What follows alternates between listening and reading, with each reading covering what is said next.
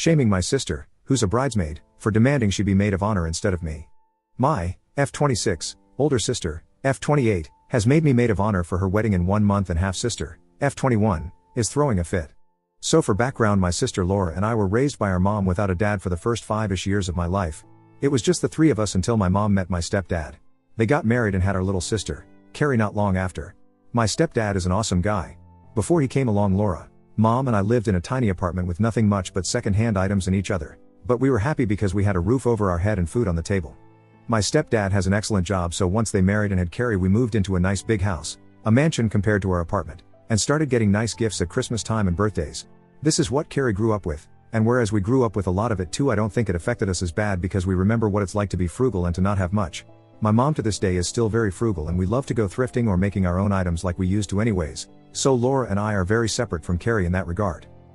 Carrie has always been spoiled, but not in a throw a tantrum and ask daddy for a new car way, but she'll ask for a $500 birthday cake and get it, buy name brand things only, and if she can't have something for whatever reason, she'll pout for 3 days and be moody. So surprise surprise, she still lives with mom and dad and doesn't have a job of her own, and they seem to be fine with it, but whatever.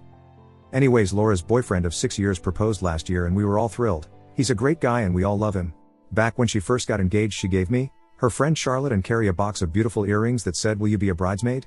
And mine said maid of honor. We were all giddy and started coming up with ideas and discussing colors and cakes and all that fun stuff. But they decided to wait a year to save and to figure out what they wanted.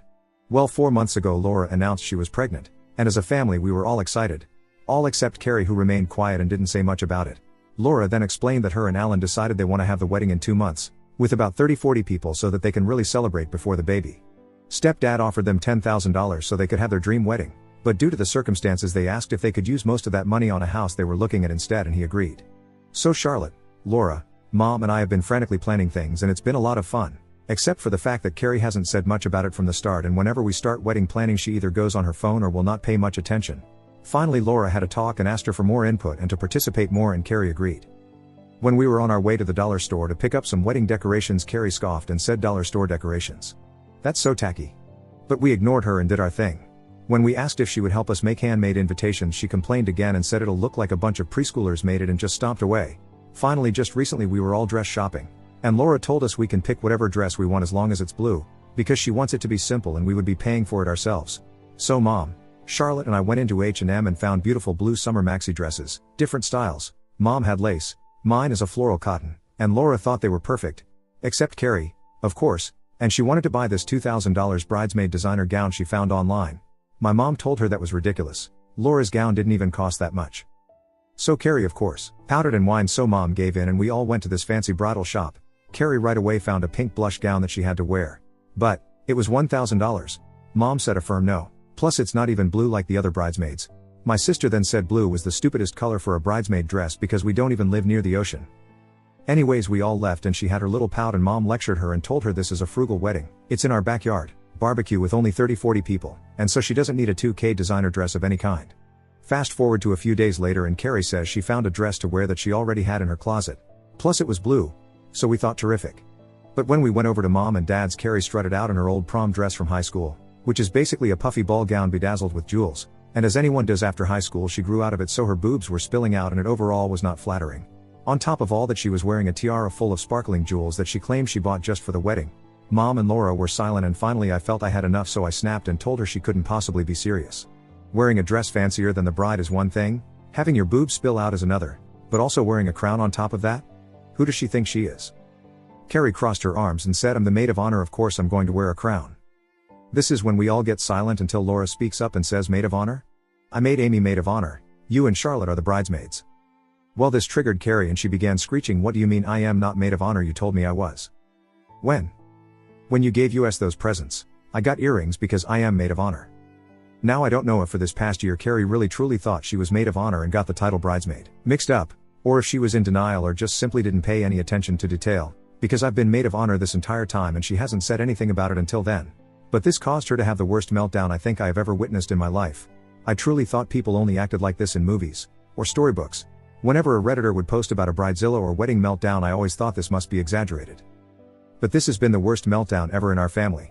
Carrie began screaming, crying. She ripped off her crown and stomped around until Dad came down to see what all the fuss was about. Through her blubbering she told Laura her wedding was all wrong. She said she should be using that 10K for a nice wedding instead of that ugly brick house her and Alan wanted, because that's what the money was meant for. She also said it was the stupidest idea ever that my sister would want to get married while pregnant because you look like a fat swan in your wedding dress. And again she rambled onto something about how blue is a dumb color because we don't live near an ocean. I think at this point she's just pulling stuff out of her ass. Dad tried to calm her down and she finally screams that if she can't be maid of honor then no one can. And she won't go to the wedding. At this point Laura is a mess and is crying her heart out and I'm ready to smack that little witch so hard that the crown stays off her head permanently. But before I can say anything Laura says fine. You can be maid of honor. You win. And just like that, Carrie stopped crying and she gave a small smile before going up to her room. Mom and Dad start arguing. Dad saying there's nothing you can do to control a 20-year-old's behavior. And Laura had went to the next room to call Alan about potentially canceling the wedding. I'm so angry that I end up storming into Carrie's room to see that she's on her laptop ordering that stupid pink 2K dress. I was so dumbfounded at the nerve of her that I couldn't even face her. I left and didn't say a word. Downstairs Laura is crying to her fiancé and the parents are yelling all the while Carrie is happily in her room buying stupid crap because she got her way. I don't think I've ever been this angry. I wish Laura had more of a backbone. I would have told Carrie to not bother coming if she was going to act like that. I don't even know what to do now. I'm also hurt that Laura gave the title to her just like that because she screamed for it. I don't know what to say or do to anyone. What should I do? Quick edit, we live on a farm. So we have approx 6 acres of open space where we are holding the wedding. The cooks who are preparing the hot dogs and hamburgers will be wearing masks. The guests are all required to wear masks and we have hand sanitizer bottles at every table. Sorry I had forgotten to include that. Personally I wouldn't want to risk it too much but I'll be wearing a mask and hand sanitizing constantly so I don't have to miss my sister's wedding and pray that everything turns out fine. We also have a little tap at the side of our house we use as a sink all the time that's available to guests. I forget that a lot of people right now probably aren't taking any precautions at all. So I wanted to mention we are, if at least a little. Update, shaming my sister for demanding to be maid of honor instead of me. Just wanted to post an update on what happened this afternoon. When I made that post it was already 3 days past the Carrie meltdown. So I gave it a lot of time and thought and soaked in everyone's piece of advice on here. Alan, Laura's fiancé, had actually called me early this morning and asked if I'd be able to go over to see Laura. Because he's fed up with Carrie's bullshit and we need to act fast. I was relieved to hear I wasn't the only one fed up besides those on Reddit. So I went over straight away. Laura was on the couch in her PJs, hair unwashed and it looked like she had been crying the last few days. The image absolutely broke my heart and immediately she apologized to me and said she didn't know what to do now. Alan said he thought the 3 of us should all sit down with her and have an intervention. But Laura shut that down right away and said she doesn't think she could handle any more yelling. I agreed that being yelled at is the last thing Laura needs, and it should just be me and Alan. But Laura was nervous about that too. She didn't want Carrie to feel like she was being bombarded. So finally after a few back and forths Laura decided that she just wanted me alone to talk to Carrie without Mom and Dad. And her and Sue together made a list of things that I need to address with her so that way things don't steer off topic. Such as how it's unacceptable to yell at a pregnant woman, no matter the circumstances. How disrespectful she was to criticize anything with the wedding and the name calling. And of course the most important part about her crying in order to be maid of honor. I also decided to bring up with Laura about the fact that Charlotte and I, the other bridesmaid, were planning to have a fun bachelorette slumber party in a few days to help Laura celebrate. Laura's face lit up and she seemed excited. I told her it was supposed to be a surprise, and Carrie was supposed to come. But given the circumstances and the fact that it's at my flat I don't want her there anymore and I wanted to see if Laura was fine with that. She said she was, and that she'd much rather have her other friend over instead in place of her. I told her that was completely fine. And after some more talking I made my way to Mom and Dad's to see Carrie.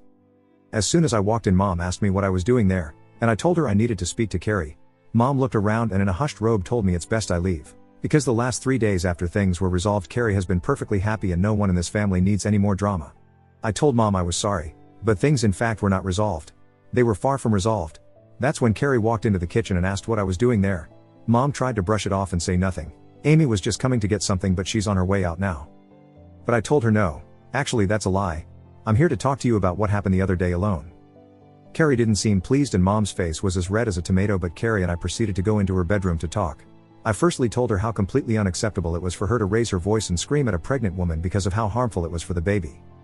Immediately Carrie scoffed and said no it isn't. Don't make up lies to make me feel guilty. I told her what lies? She said the baby isn't going to be affected just because I raise my voice. It doesn't even know what's going on, you're just making stuff up. What the this girl I swear. I decided it's no use arguing with stupid so I told her pregnant or not, this was Laura's wedding not hers, and all of the name calling she did and harsh criticism of the decorations was completely childish and unacceptable. I then brought up the fact how her throwing that tantrum to get her way was the most childish thing I've ever seen in my life, and that if things were reversed and I made Laura take away Carrie's maid of honor job she, Carrie, would have lost her mind. So how was it in any ways alright for her to do it to me? In response to that she told me I'm acting so pathetic and that I reek of jealousy. She then said there's no real problem here, you're just jealous. Laura decided she wanted me after all. I told her this was false. She wanted me. Otherwise she wouldn't have asked, but agreed to make Carrie Mo to stop the fighting. Carrie then very smugly said there was nothing I could do about it now, so I'd better get over it. That's when I told her she was no longer welcome to the sleepover we had planned, and that Laura also did not want her to come. Until Carrie decides to apologize to both me, Laura, and our parents for her outrageous behavior. She was no longer welcome in my fiance's home. Suddenly Mom burst through the door. I'm assuming she was listening in, and went completely ape. She told me I had no right to ban Carrie from the sleepover and from my house, and that the only reason I was doing it was to get back at her. She told me I was stirring up unnecessary drama and that at least Carrie didn't mean to hurt feelings the other day, whereas right now I'm doing it on purpose. This is when Carrie begins to cry and moan about how I'm always bullying her, and I'm not being fair. My mom then goes over to Carrie and starts rubbing her back and says, I know honey, she's being very rude to you right now. You didn't start anything. Gag. That's when I noticed stepdad standing at the door, and I said to him, do you not see all this? Did she at least tell you she bought that pink 2K dress? Dad looked awkwardly between my mom, sister and me before saying, I think everyone is stressed out and no one means what they say. Sisters fight, and I know by the end of the wedding you'll all be the best of friends again. At this point I really had enough. I told everyone I was leaving, and Mom got up and said the discussion wasn't over. I told her actually it was over, and unless Carrie apologizes to me and Laura, I will not be speaking to her. On my way out I heard Carrie say there was nothing she needs to apologize about, but I kept walking. To say that I was hurt and angry is an understatement, and with how my head was pounding I just wanted some Advil and juice, so I went to the nearest substance store. Now, this part might have been where I crossed over the line, I'm honestly not so sure, but in my last post I didn't mention, because I didn't find it relevant, that Carrie has a boyfriend she's been going out with for approximately 6 months. His name is Noah, he's 27, he's hardcore Christian and overall a really cool guy. I've met him at the city's university about 2 years ago, and we had a lot of the same courses together and became pals. He and Carrie have quite a bit in common, they both love animals. He fosters animals all the time, and Carrie at that point was debating on studying to be a vet, so at the beginning of January Noah moved back to our part of the city where he got a job as a pharmacist, and that's when he and Carrie started going out. Which we were all cool with because he really is a great person. Because of his Christian values he's very excited to get married and have kids ASAP. He's said multiple times he hopes to be engaged by the end of this year. Carrie is also his first relationship, which might be another reason why he's so anxious for the commitment. Anyways, I got some Advil and juice and was surprised to see Noah, because I didn't know he worked at this particular pharmacy, so he waved me over and saw the Advil and asked if I was sick. I told him no, just a headache from the wedding stress. He said, oh? Carrie never mentioned any wedding stress, she said things were going terrific. This surprised me, but mostly pissed me off, so I asked him if that means she never told him about the situation a few days before. He had no clue, so I made it brief and I told him the highlights of her name callings, screaming, and choosing her own dress against my sister's wishes and how now she's the new maid of honor. This surprised Noah and he said stuff like, are you sure? I know Carrie, she always hates yelling. She didn't actually make that big of a scene, did she? I told him yes, it was all very, unfortunately, true. Then I told him that if she talks to him, to please recommend her some sort of therapist, he knows quite a few, and I told him perhaps she might even need medicine for bipolar disorder for all I know. I told him I am now out of her life unless she apologized, and if I were him I would think very carefully before making a commitment to her anytime soon. He stood there and didn't respond, so I left, and when I went home Alan and my fiancé were playing video games and they asked what happened, so I told them everything. Alan and fiancé think I was in the right for everything, including warning Noah. Later on that evening however I got countless texts from Carrie and my mother who were furious that I mentioned anything to Noah just to start shit on purpose. I did not respond to any of the messages and instead I blocked both of their numbers for the time being. As for Noah, Carrie has him wrapped around her little finger completely, so I honestly don't see him doing anything drastic. He sees how she is when she's pouty, and how she is when she's spoilt, but I think all of that goes over his head completely. But still, I felt I needed to say something. I wish I could say I feel better and like a new woman, but I don't. I feel hurt and betrayed. It feels like my throat and my chest are clogged and I honestly don't know if it'll ever clear. At the end of the day Laura called me and said she really wants me as her maid of honor, but in order to keep the peace she is choosing Carrie. For now I will swallow my pride and my pain and support my favorite sister in anything she decides, and I'm going to love my new niece/nephew to bits. Thank you everyone for listening, and if you have any more advice or words of wisdom I'm all ears. Update, shaming my sister, who's a bridesmaid, for demanding to be maid of honor instead of me. So it was about 2 weeks, I think. It's all been a weird blur since I had that talk with Carrie, and I had since then blocked my mom, dad, and Carrie on everything, just hoping things may settle on their own. Well, it didn't exactly settle. But here's what happened. About 2 weeks after everything, my fiancé and I were just chilling late one evening watching TV. It was about 2 a.m. when fiancé gets a phone call from Carrie. He had never blocked her number or mom, so at first we just left it, not wanting to deal with whatever Carrie was wanting to talk about at 2 a.m. But then right after we ignored the first call, she called a second time and left a voice message telling my fiancé to pick up the phone ASAP because there's an emergency. Right away he called back, and all we could understand from Carrie was something was going on with mom and she didn't know what to do. We hurried over there and was greeted by Carrie, who told us mom was acting hysterical and she didn't know what to do. When I asked where stepdad was, she said they had gotten into a huge row a few days prior and he was now staying at a hotel somewhere. She led us over to mom's room, and on the way there I could see the family photos that were hung up in the hallway were either laying on the floor or smashed. When we entered the bedroom, however, mom was calming watching a TV show. She looked over to me and said something along the lines of, "Well, if it isn't my only daughter." Her speech was incredibly slurred, so it was hard to hear, and Carrie told me not to pay any mind to what she was saying, because the last hour she's been out of it and saying off things. I thought maybe mom was going to start shouting or something, but instead she continued to watch TV. I asked Carrie if mom was drunk, and she said she wasn't sure, although she knew she had some wine earlier. Apparently mom had been saying weird stuff that just made no sense at all, then started screaming and shouting about broken families being stuck in the picture frame, so that's why there was that mess in the hall. As I was questioning Carrie, my fiancé decided to call the emergency line to get mom an ambulance. He asked Carrie if mom was on any medication, and apparently she was on something for anxiety and depression, which I had no idea. I knew mom had anxiety issues, but I never knew much else. Once fiancé got off the phone with emergency line, Carrie went and grabbed us the bottles of mom's medications to bring to the doctors while fiancé tried to get a hold of my stepdad. I asked Carrie if she contacted our other sister and she said no, because she didn't want to cause any unnecessary stress for her or for the baby. She then went on to admit that she knew I was right the entire time when I told her that stress could affect a pregnancy, but just didn't want to admit it before. I decided now wasn't the time to argue and just kept my mouth shut. Eventually the paramedics came, and just as they did, mom started screaming in hysterics again, screaming and yelling stuff that I don't even quite remember because it was garbled and didn't make sense. Something about her needing to stay to feed the baby. We all went to the hospital, and eventually fiancé finally got a hold of stepdad and he arrived much later. But the doctor figured with the amount of stress, and with her and dad's constant fighting, plus with the mixture of alcohol and her medication, turns out she had drank quite a bit that night. It was like she just sort of snapped and she became somewhat confused/disoriented. He also figures mom hasn't been taking her medication properly. Physically mom was perfectly fine, but they are keeping her in for a few days just to keep an eye on her. Due to COVID I haven't been able to visit her or see her until she gets released, but dad was able to go in and verify a few things. But as far as I know he's not really allowed to stay with her either and was only able to see her that night she was admitted. As for the actual wedding stuff, while Carrie and I were driving back home, she had told me that Laura texted her a few days before and told her that I was still going to be Mo. The decision was final and she would not be answering her or our parents' phone calls or texts about the matter. Hearing this had led to more fighting between mom, dad and Carrie and shouting, and that's when things went mostly downhill. Neither Carrie or my parents have spoken to Laura in a few days since. I was completely taken aback, especially since Laura never told me this herself. I tried getting more information, but Carrie was pretty much silent the entire way back home. She did have a little speech prepared about how she might no longer ever consider me her sister again, how betrayed she was by everything, and I just let her talk and didn't have much to say. I was too tired to fight or do anything, and she had nothing else to say about the wedding or mom's breakdown, and I haven't spoken to her since. Currently I am looking for family therapy for the very near future. I'm not sure what's available since COVID, but I plan on getting in touch with mom's doctor to see if he has any suggestions. I had told Alan what had happened, and I'm hoping he will be able to tell Laura without her stressing out too much. I suggested he keep it vague and to tell her mom was completely fine. This all started because of wedding plans, but I guess we just had our problems from the start and it all escalated. Feel free to ask any questions and I'll do my best to answer. It's all been a bit foggy for me, so I may have left out important details. Final update, shaming my sister, who's a bridesmaid, for demanding to be maid of honor instead of me.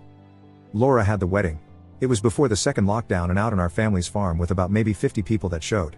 Carrie wore the dress she chose because Laura caved and then wore the tiara thing she picked out.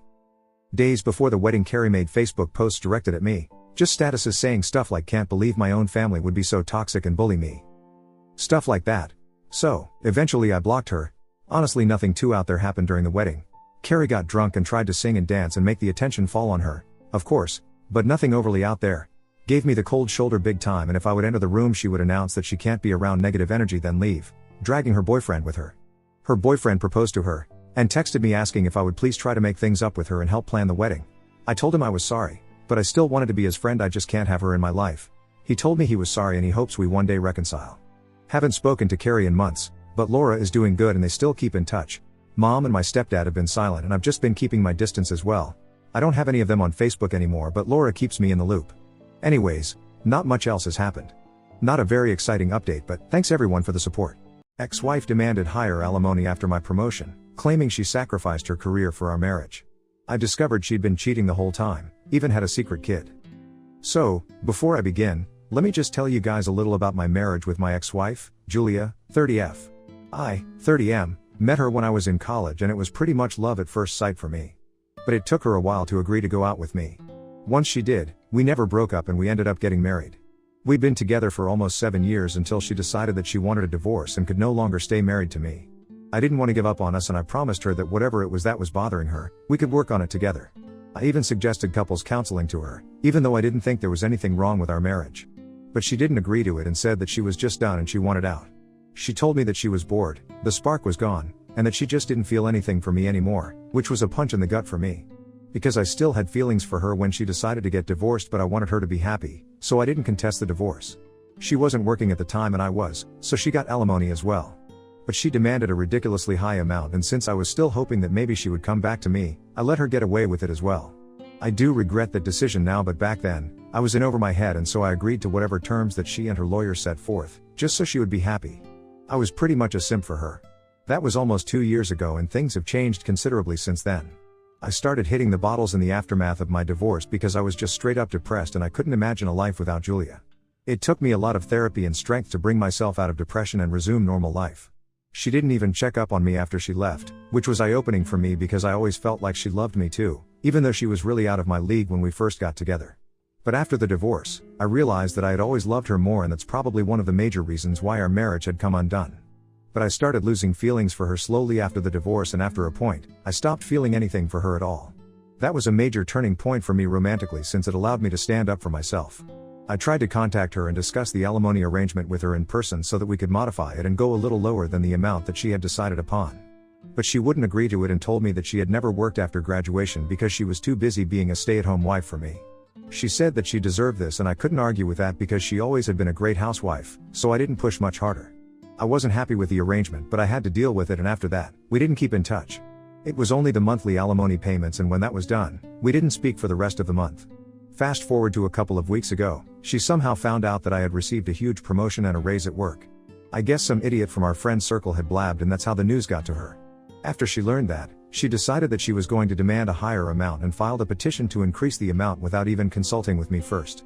I was taken by surprise, so I decided to reach out to her informally before the legal proceedings began and asked her if the amount that she had been receiving for so long was not enough and now she had to come after me for even more and rob me blind. To that, she told me that she wasn't willing to speak to me without a lawyer, and that was the end of our conversation. It was just infuriating to think that I worked so hard day and night, but for some reason, she felt that she was entitled to so much of my money only because she'd been a good wife to me for a couple of years. And towards the end, she didn't even do that because she just left me without a proper explanation or even a real goodbye, and I never received any closure for our breakup. So I was really annoyed that she was coming after me with her lawyer, since I felt like I was going to lose to her this time as well. At least the first time around, it was my choice to go easy on her, but after the first mediation session itself, I could tell that her shark of a lawyer was not going to leave any stone unturned to back me into a corner, and eventually I would just have to give in to their demands. I was getting frustrated, but then something crazy happened and it felt like the universe really had my back this time. I met with a couple of my old school friends recently for dinner and drinks, and I couldn't help but talk about how Julia was totally screwing me over and how frustrated I felt about all of it. The restaurant that we were hanging out at was pretty fancy and it was quite a distance away from where I lived, so I didn't expect to run into anybody that I knew there, so I was name dropping Julia left and right without being concerned about anybody overhearing my conversation. And I guess after a while I got kind of drunk, and when I get drunk, get really loud too. So I started cursing her out along with my friends, and we were all having a great laugh about it, which in hindsight, is pretty embarrassing. But it wasn't at that moment. Anyway, while we were laughing, a guy who I didn't know approached our table and he looked pretty upset. He then asked me if I was talking about Julia, and then he used her real, full name. I was intoxicated, so I didn't think it through, and I told him that I actually was talking about that very person and that if he knew her then I was really sorry for him. And then I referred to her as a gold digger who didn't even have the decency to tell me when she lost feelings for me and just left without an explanation after 7 years of being together, as if I meant nothing to her. It's all very embarrassing to put it out here, but for the sake of the backstory, I have to mention these things. Anyhow, apparently, that's how Julia's current boyfriend found out that she'd been divorced before, because the guy who I met at the restaurant the other day happened to be her boyfriend's brother. This explains why he was so upset and walked away abruptly after I showed him a photo of us in my wallet to prove that I still hadn't moved on entirely, even though she had been nothing but horrible to me. She called me a day after that and yelled at me for about half an hour. She told me now that because of my stupid behavior, while I was drunk, her boyfriend was not speaking to her anymore. I didn't think that it was my fault, but she insisted that I needed to do something and fix this, since I shouldn't have been yelling in a restaurant about how cruel she was as a person in the first place. And then she cursed me out for a couple of minutes and disconnected the call. I was really mad because I felt that it was ridiculously unfair of her to put the blame on me when she was the one who had been lying to her boyfriend. She had been really mad at me during that conversation, and while shouting at me, she had referred to her boyfriend by name a couple of times. I'll call him Jeremy. So now that I knew Jeremy's name, I couldn't help myself and I went online to stalk and find out more about this Jeremy guy. Unfortunately, since she and I didn't have each other added to our socials, I had to ask a common friend of ours to let me use her account so I could do my digging. It was difficult to convince her, but I told her that this could probably save me from going bankrupt from the alimony, which it eventually did. And I had to really lay it on thick while manipulating her, and then she finally agreed to let me use her account. While going through his account, I realized that this guy was school friends with a cousin of Julia's, and I figured that these two probably met at her cousin's wedding. I hadn't attended that wedding with Julia because I'd been down with the flu, but she insisted on going because apparently she and her cousin were really close. I remember that incident distinctly because I was very disappointed that she left me while I was sick so she could attend some cousin's wedding.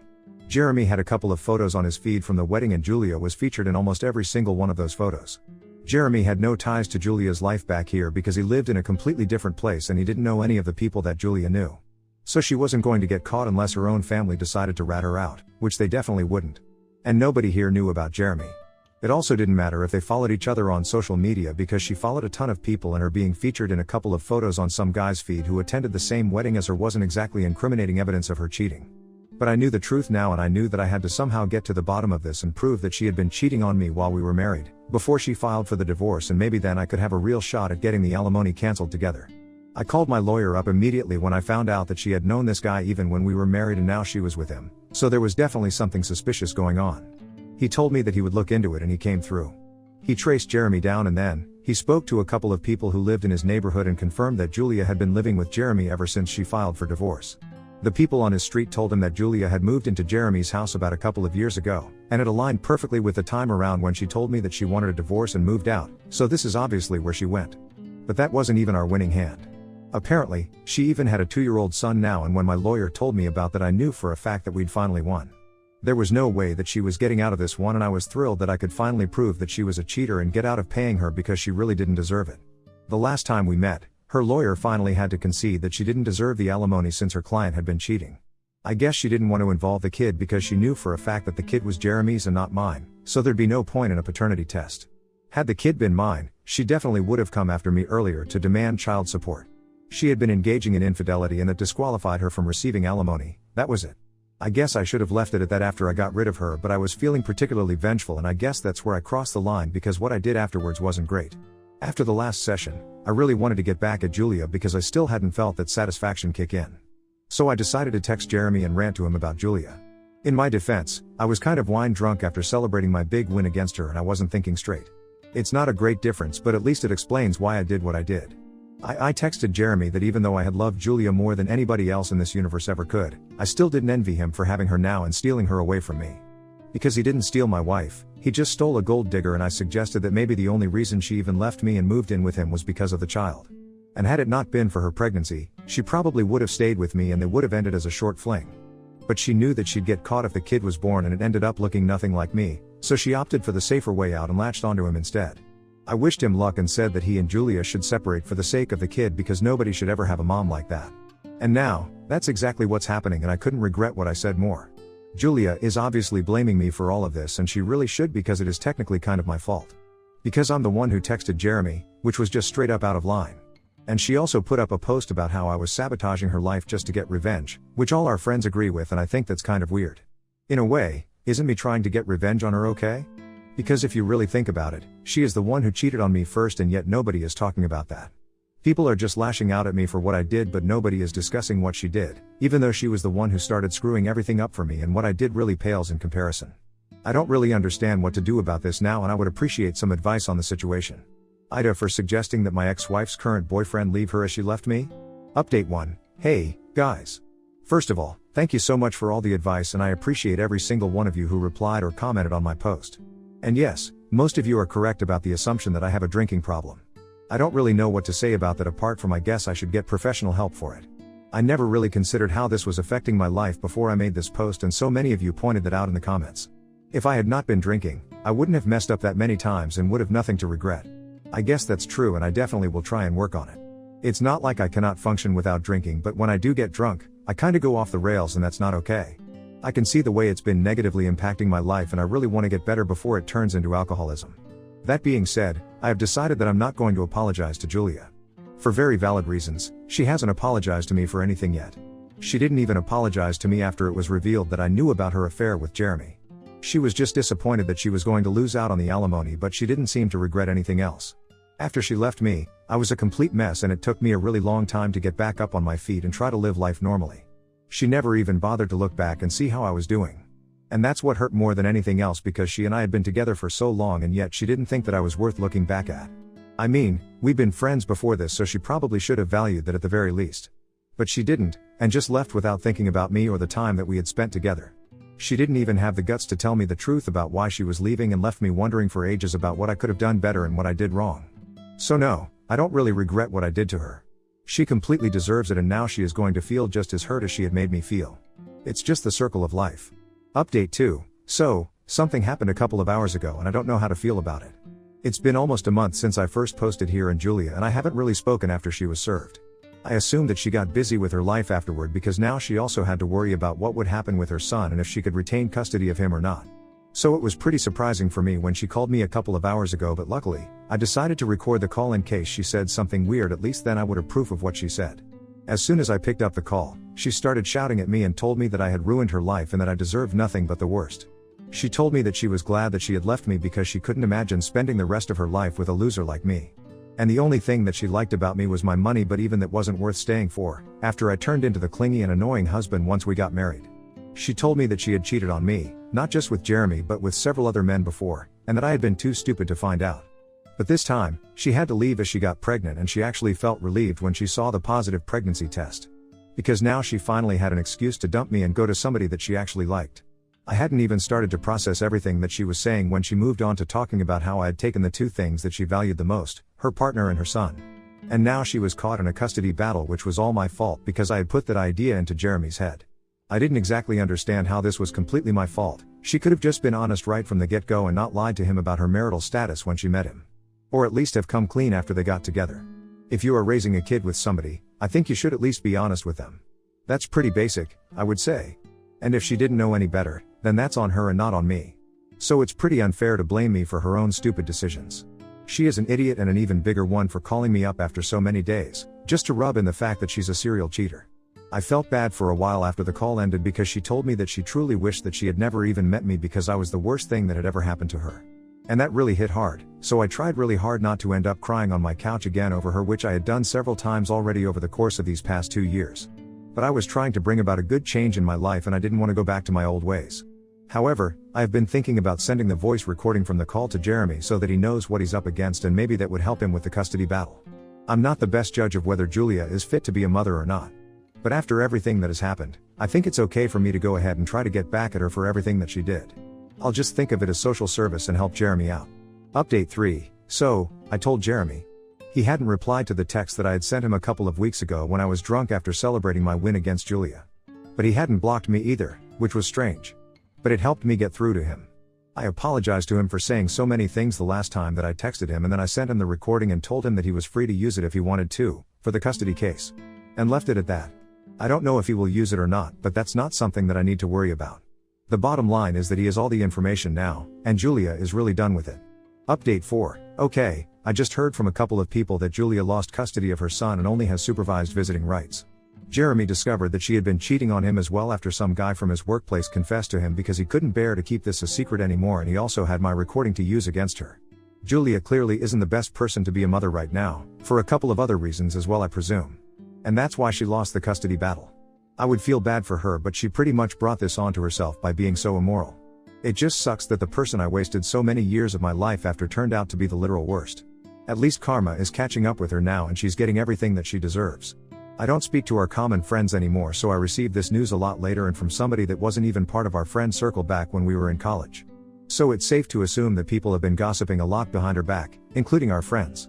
Clearly, they are not really her friends if they feel comfortable talking about her behind her back like this. But to be fair, I don't think that the people who happen to be our common friends can be anybody's friends. They proved that when they didn't keep the same energy for me and her, even though she was the one who was cheating and I just made a stupid mistake while I was drunk. So their priorities have always been kind of skewed. But anyway, the bottom line is that she is screwed now and I really couldn't be happier about it. Sacrificed everything to maintain a long-distance relationship with my girlfriend in college. Then I found out she dropped out, cheated on me in Mexico, and started an OnlyFans. Hillary and I have been together for nearly 4 years. She moved to the city during our junior year of high school and we quickly became fast friends. I have never connected with someone as deeply as I did with her. We said our I love yous on the second day we spent together.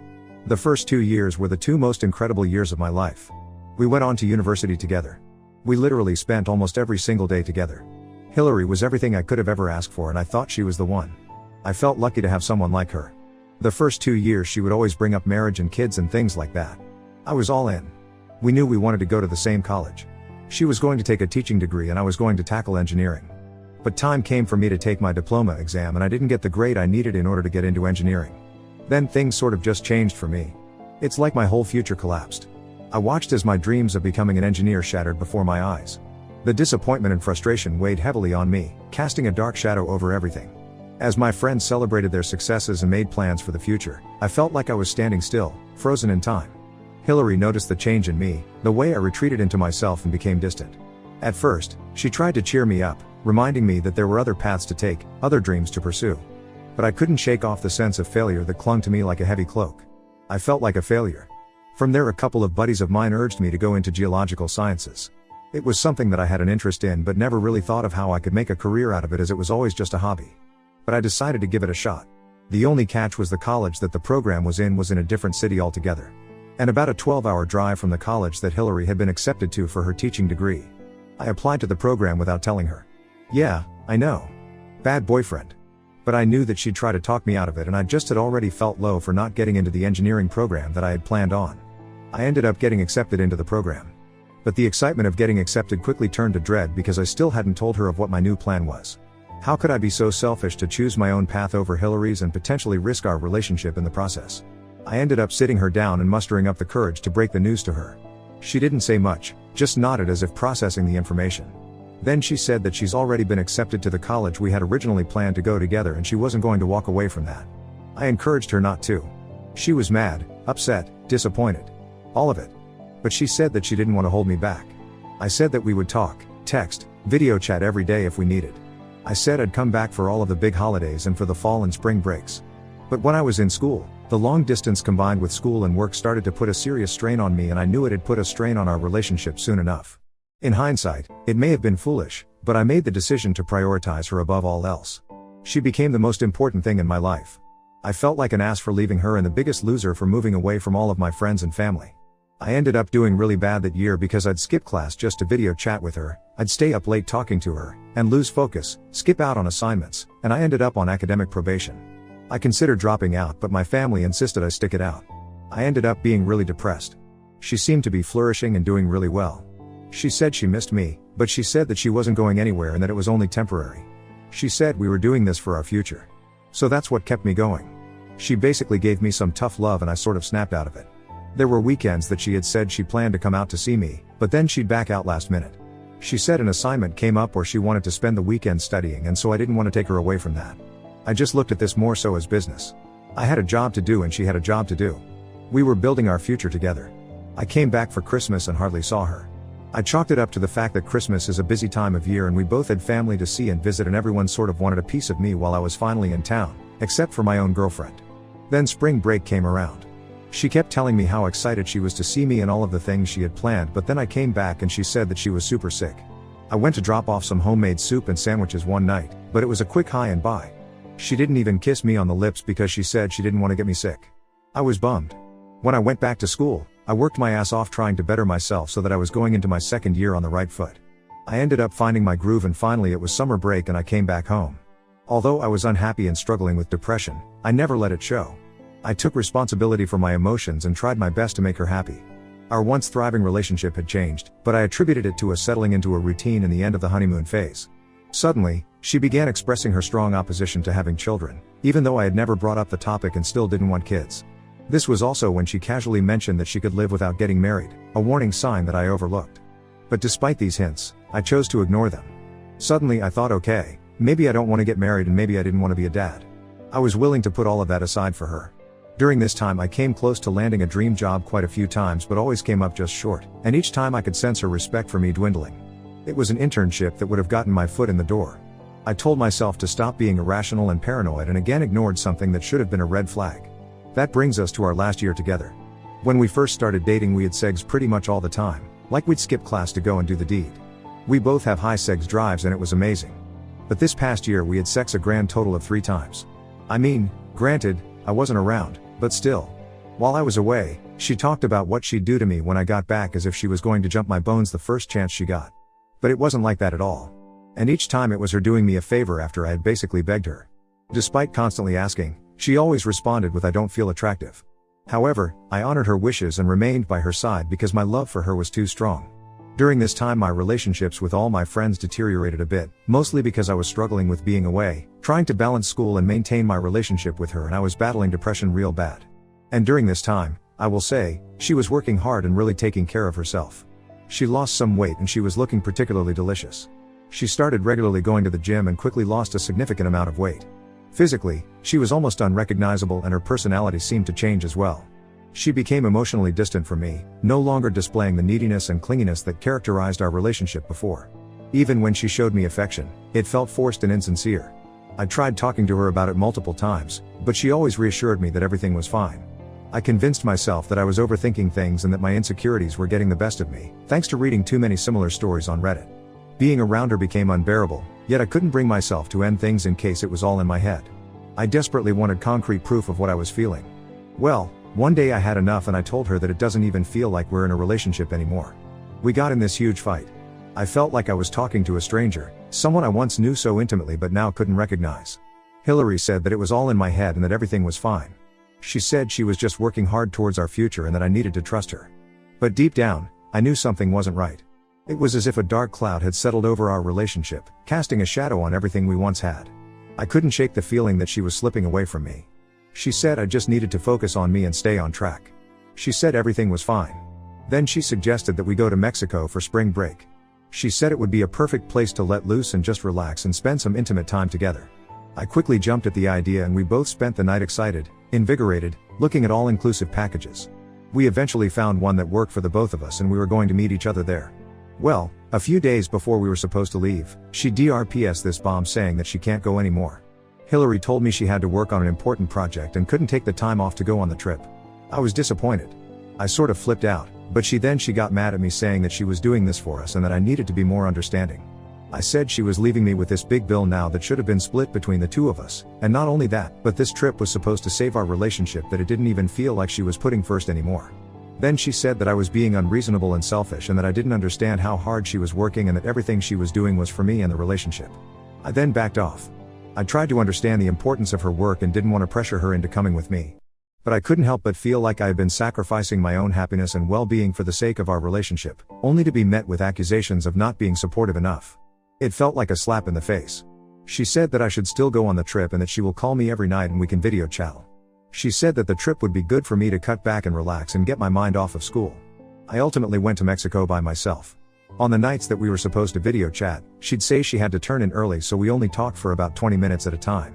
Well, one night she said goodnight and we said our goodbyes, and then I'm scrolling through Instagram and I watch a mutual friend of ours story and she's at a bar taking shots and Hillary is with her. I'm like, maybe this is an old video and our friend is just posting this now. Then I go on to Messenger and it says that Hillary was active 30 minutes ago. Well, she said she was going to bed 2 hours ago. So what is she doing still up? Then I go on to Snapchat, but Hillary has turned off her live location. Usually she shares her location, but I've never really had to use it. Okay. Then I go back to Instagram and I message our friend and I ask what bar that is. She responds and says it's a certain bar and she sends a photo of a drink in her hand. So I know it's Liv. I know she's there right now and I know Hillary is there. I text Hillary and I say, I thought you were sleeping? Then I try to go back and see the story again, but our friend has deleted it. Well, now I'm fuming. Hillary doesn't respond. I try to go to sleep but I can't. It's still early and there's a bar down by the beach that's still open, so I get dressed and go down for some drinks. I end up meeting some people there and there's an attractive woman there who's pretty flirty with me, Heidi. We end up drinking together and she asks me to come back to her room. She rubs my leg. I put my hand down to sort of stop her from going any further and I say that I'm super flattered but that I'm seeing somebody. She apologizes, she says she didn't know and she totally respects that. We end up adding each other on Instagram and it being totally harmless, and I add a few more of the group of people there that she's with as well. We all end up hanging out a bit and I actually really enjoyed myself. I spent the rest of the vacation with that group. Anyways, she doesn't respond to my text and the next morning I send another and I sent. Then about 2 hours later she responds and she says, oh sorry, she went out with Trish, who is our mutual friend, and she says Trish needed to get out and asked me last minute. She said Trish needed a friend. I was like, why did you lie? She said she just didn't feel the need to text me because she thought I'd be sleeping. And then I say, why did she think I was sleeping? Because I'm here alone and you think I'm a loser? And she said, whoa, where did that come from? And I say I didn't go to bed either, I went to a bar myself that night and met some cool people. Then I guess there is a photo that I was tagged in and Heidi's arm was around me in the photo. But there was a group of us in it. So then she forwards me that photo an hour later and she says, cool people, huh? And I read it and don't respond. That night, I have a buddy of mine text me and tell me that she was at the bar with Trish and Hill and that Hill was seen with another guy. And I say what? What guy?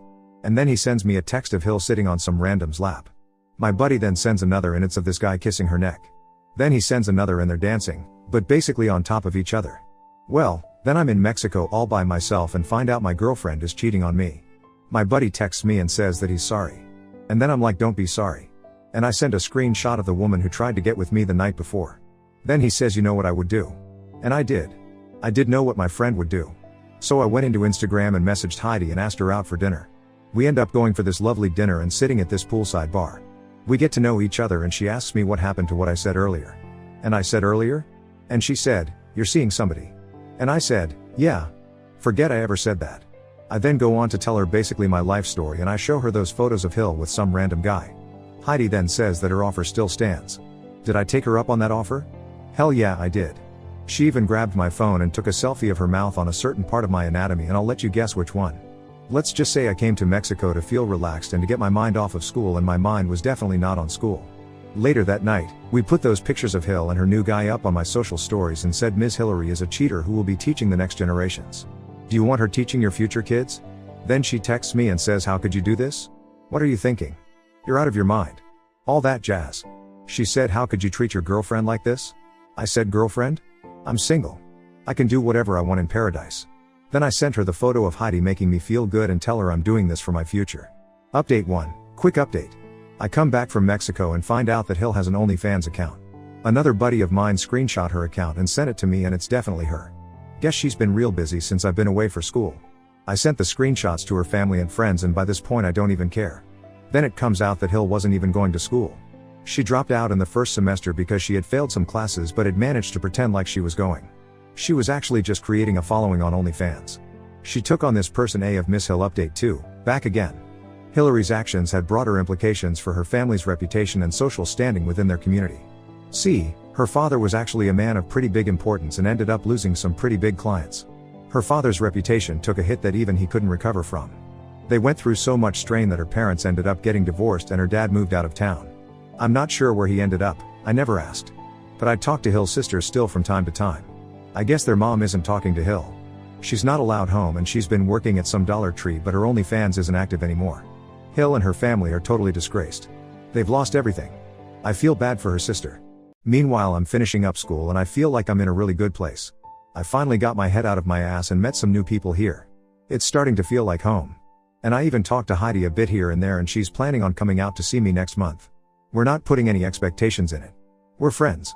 She's cool and we're just having fun. For the first time in, well, ever, I don't regret moving here and doing something for myself. I guess not getting into engineering turned out to be one of the best things that could have ever happened to me. Life's weird. Now on to the next story. Story 2. Came home early from my exhausting job to surprise my wife and found a love letter she wrote to another man, so I told his wife about the months-long affair, then divorced her. I was married to my wife Lily in my mid-30s. She was 33 then and we were a basic family who had the bare minimum. No kids, which I was grateful for. She wanted a new kitchen and that meant one thing, longer hours at work for me, and barely enough time to be home when she got back from school. She was a school teacher, by the way. I thought getting her what she wanted was going to make her happier but it didn't. Instead, she would barely look at me while I tried conversing with her, and she answered with curt nods when I asked questions. It went on like this for weeks. I was coming back tired to my distant wife. One day at work, I began to sweat profusely even when it was less than 20 degrees outside. My coworker who happened to see me rub my eyes to clear my blurry vision insisted I go home. I had painkillers to help me get my head together before climbing into my truck and driving home.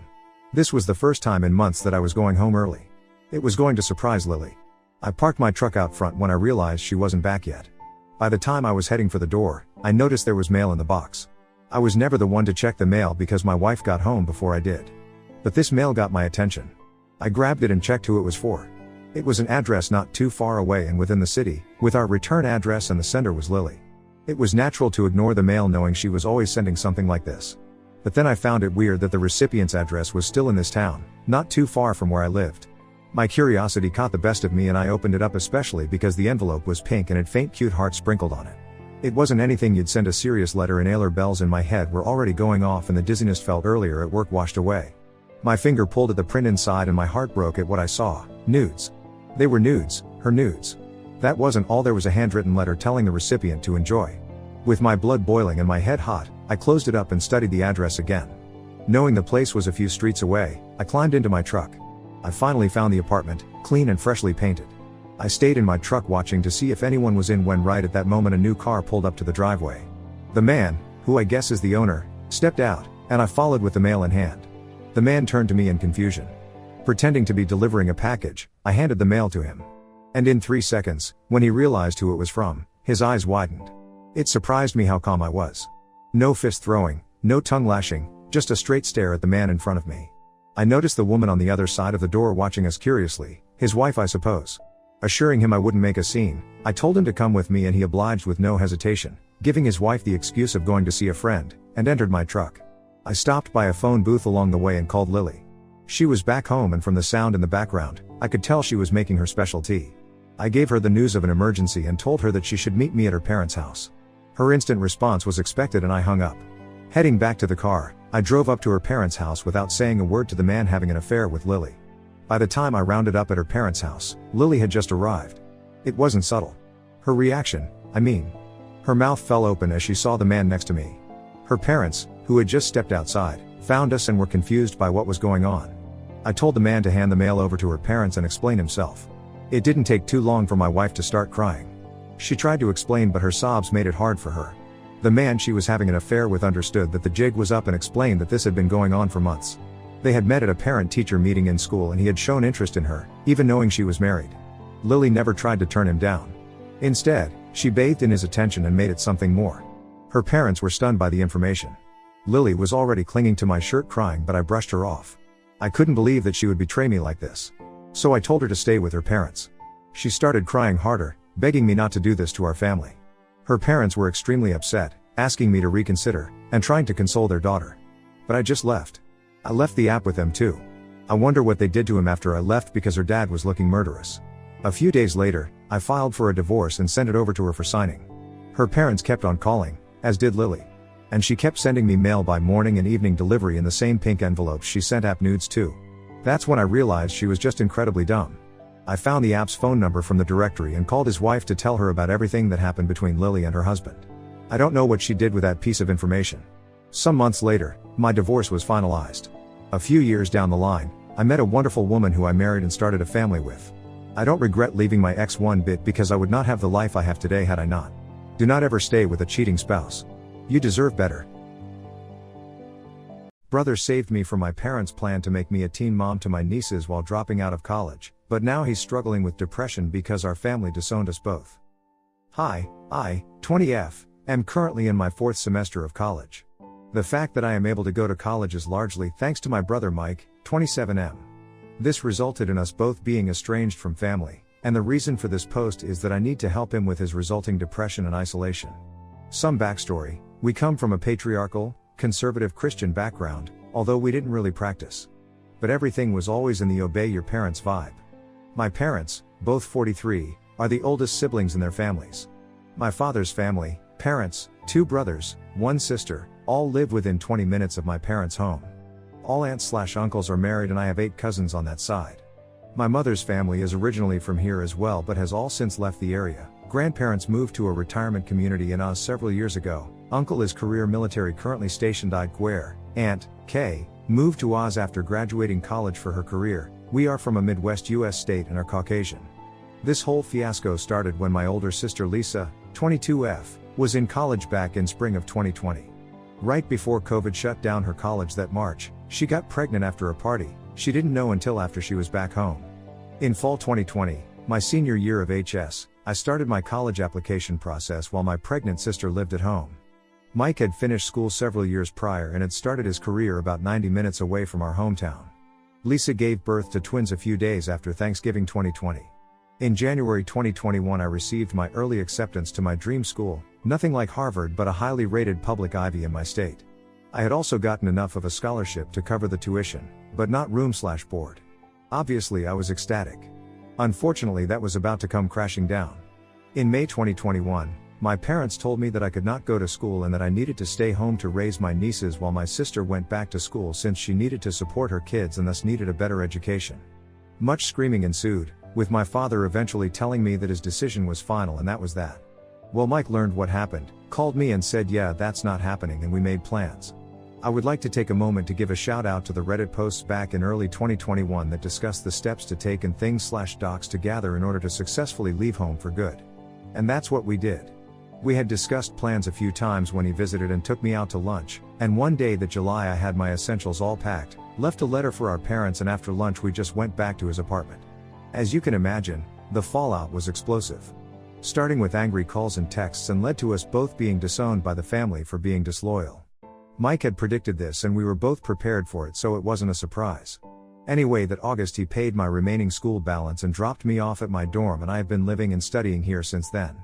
He has continued to pay my room/board and whatever else scholarships didn't cover ever since. I cannot thank him enough for what he has done for me. Since then, we have had pretty much no contact with our parents, sister and all aunts/uncles and grandparents on dad's side. I am still in contact with 2 cousins, F19, F17, who support me and think we made the right decision. We do have contact with mom's side, and have both flown out to Oz the last 2 holiday seasons to spend with them. This past holiday is when Aunt Kay first talked to me about her concerns for Mike that she noticed. They are very close, she is only 3 years older than him and we all grew up together in our grandparents' house, so they are like siblings, and I guess she picked up on some things that were off. The issue I need help with, Aunt Kay and I have noticed him seemingly becoming more depressed and isolated, and this is what I am hoping for some help in helping him. Mike is somewhat introverted and has always had a very small social circle, and a lot of his social outlet was with our extended paternal family. There were family BBQs very often, especially during football season when it was pretty much weekly. Throw in holidays, birthdays etc., there were probably 2 big family events a month minimum. Mike was able to attend most of those, and he always tried to hang out with my dad and uncles even though they always acted lukewarm to him.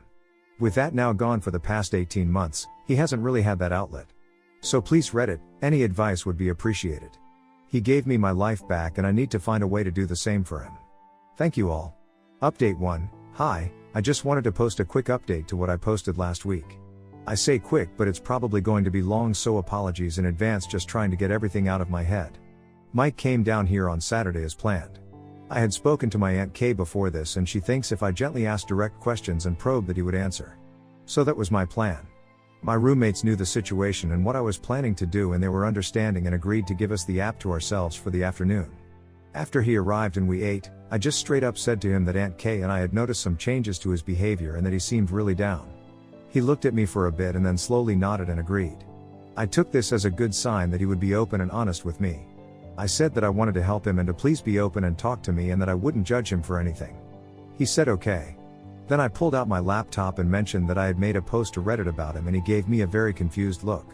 I sat down next to him and asked him to just read it and we can talk about it. Well, he basically broke down with his head in his hands after reading the title. So yeah, I guess it was pretty accurate. I just held him and said that we would talk whenever he was ready. After a few minutes he was able to collect himself and we went through the whole post together. Then we started reading the comments one at a time and talking about each one. He took all of the comments and suggestions to heart and we talked about how he can go about putting himself out there more, both dating and trying to make new friends. In typical nerd fashion, he even broke all of the ideas down in categories: outdoor, indoor, online, and is willing to give pretty much anything a try. The city he lives in isn't huge, but a quick look through its sub on here found a few things, so the opportunity is there.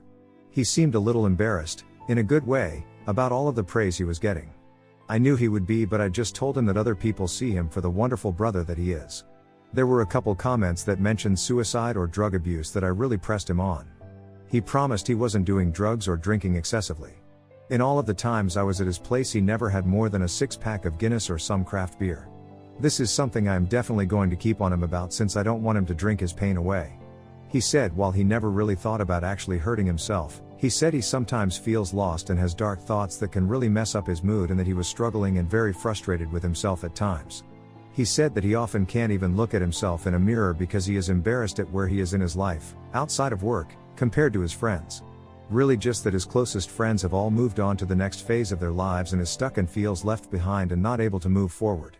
He is scared that he is going to turn into one of those people that have their own dedicated sub on here. He often just drives around the city after work for hours because he doesn't want to go home, and every once in a while he said he has gone to bed with the thought that he didn't really care if he woke up or not. All of this scared me and broke my heart. He agreed that this isn't healthy, massive understatement to say the least, and that he needs to seek some professional help soon. We talked about his social life after college. He said that for the first couple years he and his closest friends and so's would meet a few times a week and travel somewhere together every few months. He separated from his GF of 4 years in 2019. He and his friends still met up after the lockdown started in 2020, but it became less and less frequent as the friends were becoming more involved with their so's and later kids. Eventually they were meeting once a month or less. Mike recognized this but said he had a hard time meeting new people to go out with or finding people who were looking to make new friends as opposed to just chit-chatting while they did whatever activity they were doing. He said he found it very hard to break into existing friend groups and has some acquaintances but not really anyone who he feels close to.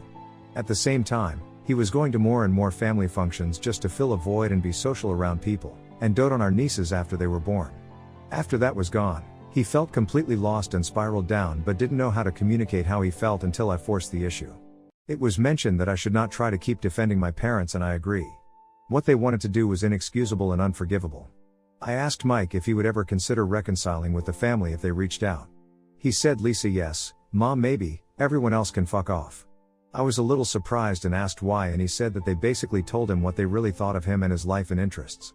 He pulled out his phone and showed me the old texts from when I left. Multiple messages from our father calling him a disgrace, disowning him, demanding he return me to them, WTF? I am not property, calling him the mastermind of this plot to destroy the family and all sorts of other vile stuff. One uncle mocking his manliness for doing things like reading, he likes to read fantasy stuff, as well as his career, engineer, as something not manly enough. One aunt that threatened to cut his balls off as they are the source of attitude and disobedience. Another uncle that threatened to beat the shit out of him if he saw him again. I think Mike would wipe the floor with any one of them.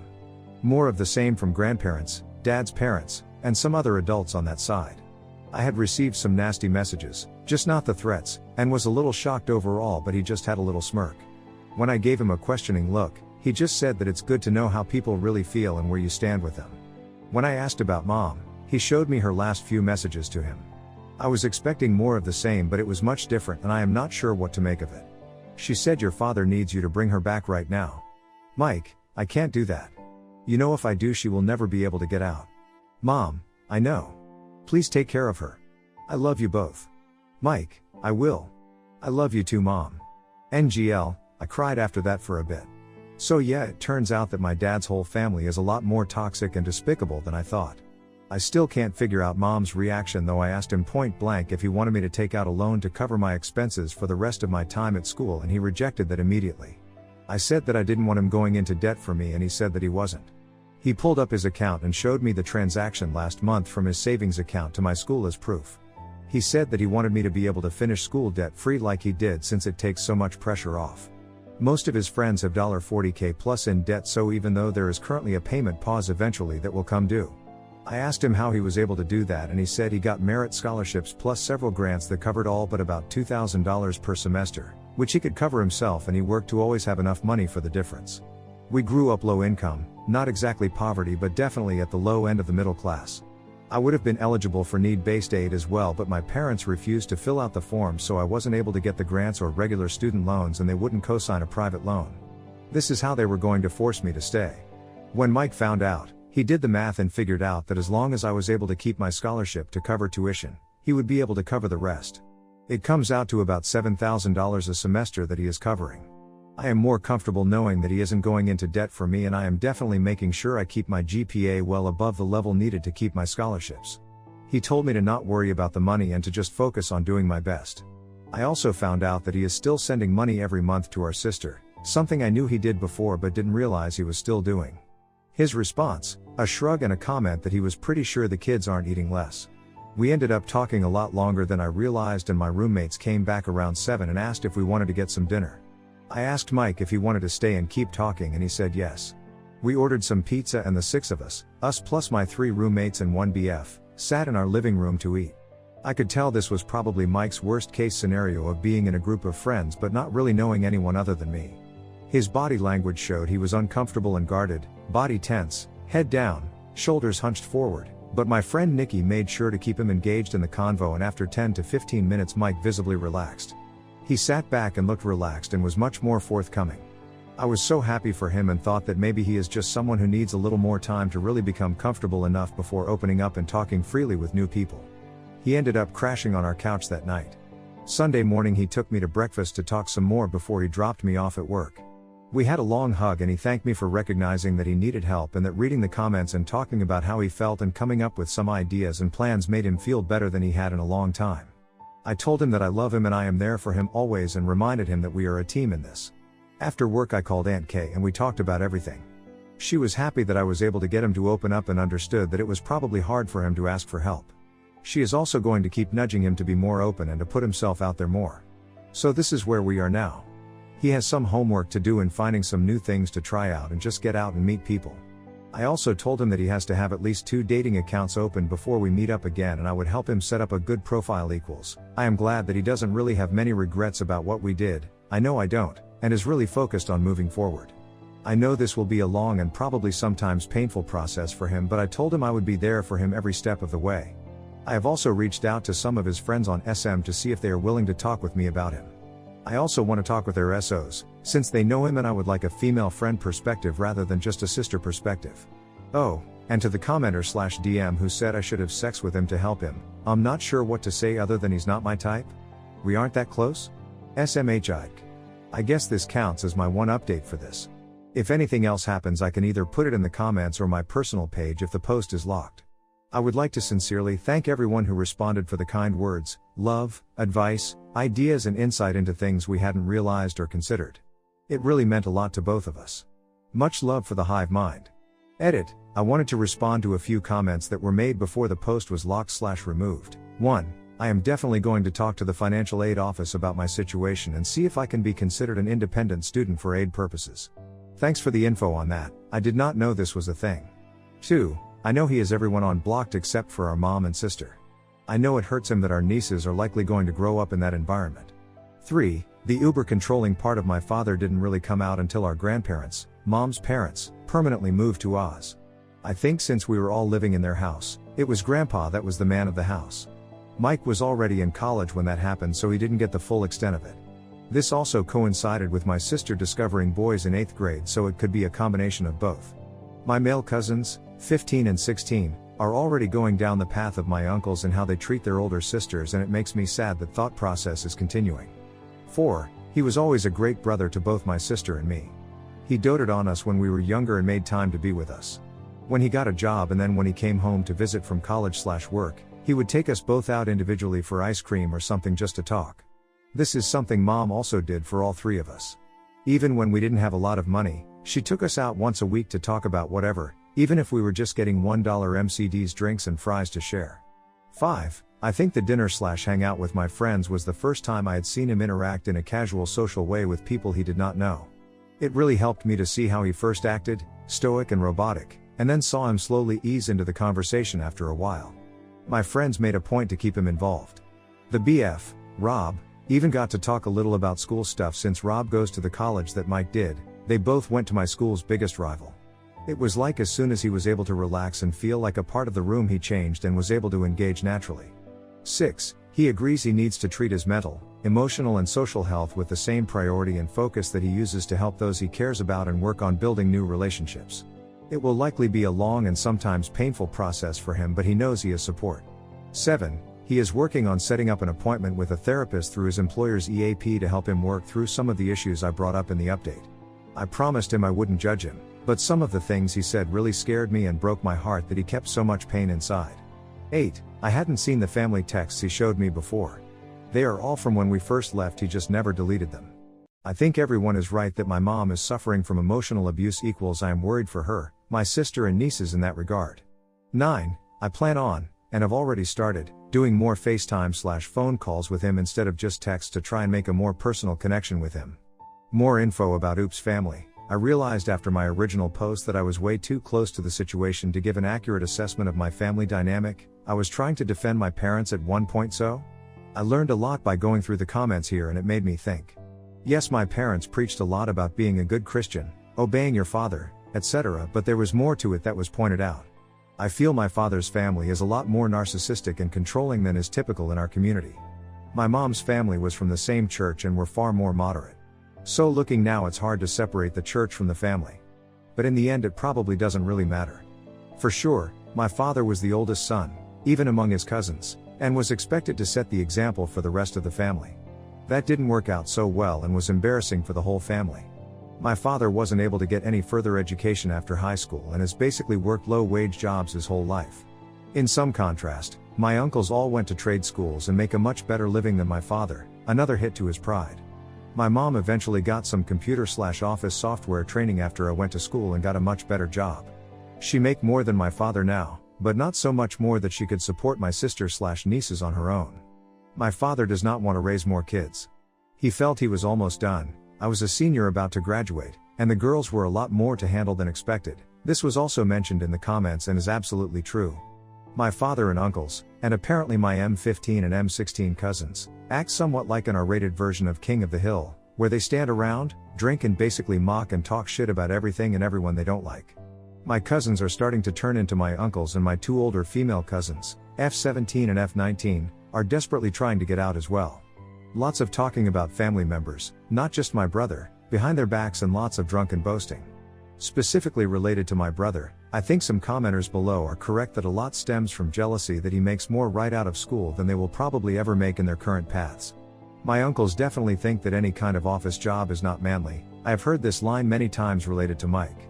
One thing I will give my father credit for is that he totally supported Mike's career path. There are plenty of other things my father had issues with, but the job was not one of them. I apologize that there was confusion on this. They all openly mocked Mike for his interest in reading, computer games and robotics. He was part of our school's robotics club. They also didn't like that Mike did not like to do things like go hunting or fishing. They all seemed to forget that Mike also played football and was a starter at linebacker for our HS team. I don't know how to explain what a linebacker is to someone who isn't versed in American football other than someone on a seek and destroy mission for the person with the ball. This is somewhat why I think Mike would tear any one of my uncles apart. Like I said, my uncles are good at drunken bragging, and I think they would wilt if actually confronted.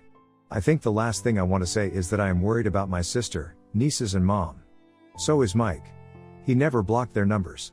I think if they reached out to him and asked for help, he would instantly go. I don't know if that would be a good idea or not, but he would do it. He was a lot closer to mom, a bit of a mama's boy tbh sorry, and I think he would do it and figure out the rest later. Update 2. This has been the most emotional week of my life. I am sitting here in my aunt's living room, watching my almost 4-year-old nieces sleep. I still can't believe it. Mike and I had been planning on visiting our grandparents and Aunt Kay and her family for a while. We left the day after my summer internship ended. We had no idea that they would also be visiting. My mom and Aunt Kay confirmed that they wanted to surprise us. Well, they succeeded. When Mike and I landed, I turned my phone on. I saw a message from Aunt Kay that was just a selfie of her, my sister and my mom with a note that just said to have a safe trip and we will see you soon. I almost broke down right there in the airport and showed Mike the message. He started breathing heavy, but his face was unreadable. I am glad he was driving because I don't know if I would have been able to. When we pulled up to the house, my mom and Lisa basically tackled me in the front yard, eventually pulling Mike into a massive group hug as well. Since then the week has mostly been talking, laughter, tears and hugs. Mom and Lisa have taken us both aside many times to talk one-to-one, especially Mike. The only negative is that my nieces didn't recognize Mike or I, which is to be expected I guess since they were like 8 months old the last time we saw them. I hate that I have missed so much of their lives. They seem to warm up to me in a few days, probably because my mom, Lisa and I look pretty much alike, only differing in height and hair color. They have yet to really warm up to Mike, but Lisa has repeatedly assured him that they will get to know him. So yeah, that's where we are right now. I am completely emotionally drained, but I couldn't be happier. Mike and I head back home later today and I start my senior year next week. I know I will get to see them regularly. I am glad my mom finally told my father that she is going to have a relationship with all of her kids regardless of how he feels. It feels like that giant void in my life is now gone. Thank you for anyone who has read and responded to my story. It has helped both Mike and I these last 18 months more than you will know. Love you all. Mini update, thank you. We are all doing so much better now. They have visited me at school several times this past semester and we all spent Christmas at Mike's house. We are still taking things slow with the kids, but I'm getting to know them now and I can't express how happy that makes me.